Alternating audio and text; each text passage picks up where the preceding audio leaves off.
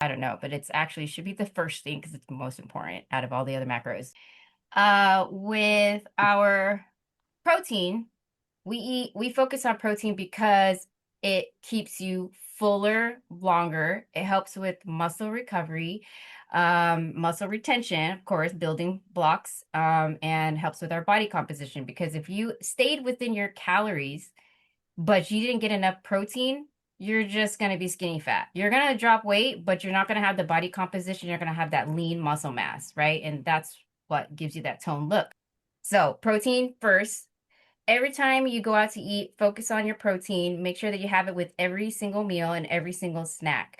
Um, and then the general rule of thumb would be to have 1 gram of protein per pound of body weight. I encourage my clients to always have more than that, though, because initially, if you're trying to drop weight, protein, your body actually burns the protein calories like at like 35% more.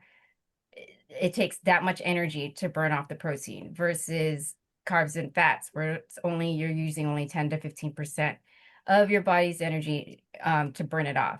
So at the same time you're eating protein, your body's actually burning extra calories, if that makes sense, if you have that much protein in stored in your system. But okay, so carbs also is the other one. It's not the enemy. It is fuel, yeah, but it can quickly convert to stored fat if you eat too much.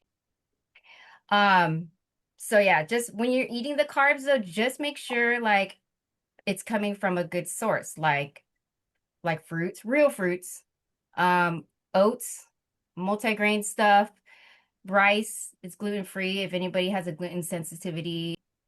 So those are really the only kind of carbs that you should be focusing on when you are trying to stay within your macros.